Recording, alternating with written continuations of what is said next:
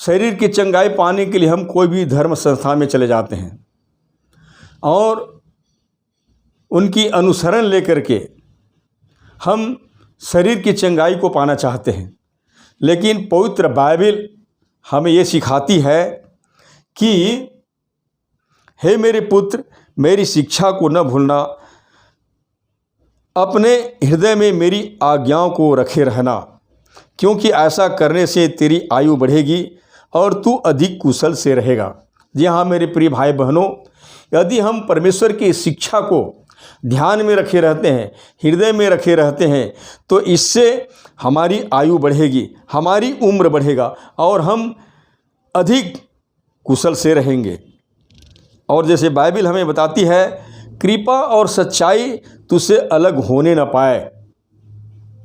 प्रियो, जिस दिन मनुष्य के जीवन से कृपा और सच्चाई हट जाता है तो फिर उस मनुष्य के जीवन में बहुत से कष्ट, परेशानियाँ, विपत्ति और नाना प्रकार की परीक्षाएं आती हैं।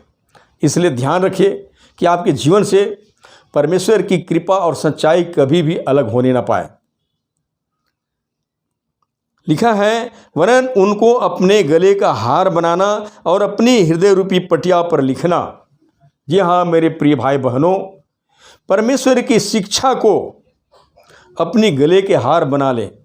गले में जब हार रहता है तो मनुष्य कैसे सुशोभित देते रहता है।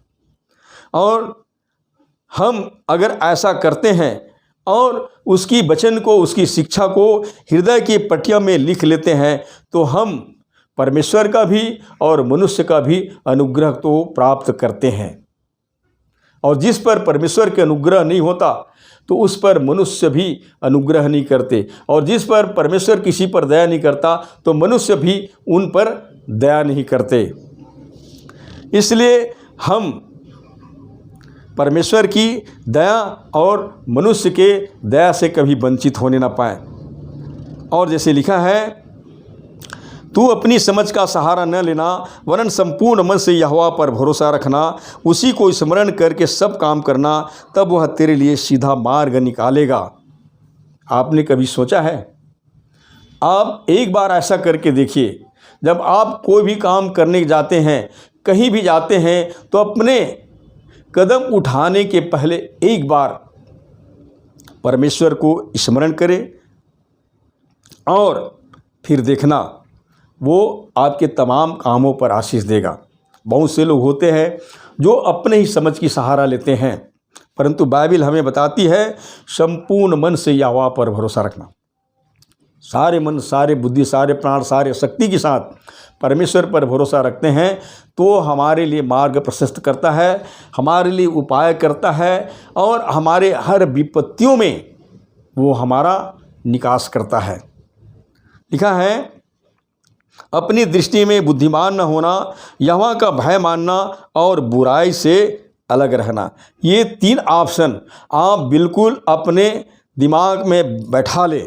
पहली है अपने दृष्टि में बुद्धिमान नहीं होना, दूसरा है परमेश्वर का भय मानना और तीसरा है बुराई से अलग रहना।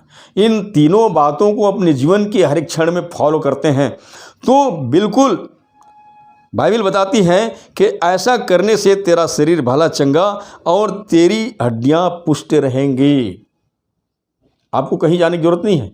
आप बाइबिल की बातों को माने, बाइबिल की शिक्षाओं को माने और उसके अनुसार चलें तो अवश्य रूप से आप तन से, मन से, बुद्धि, विचार, हृदय, आत्मा से भले चंगे रह सकते हैं।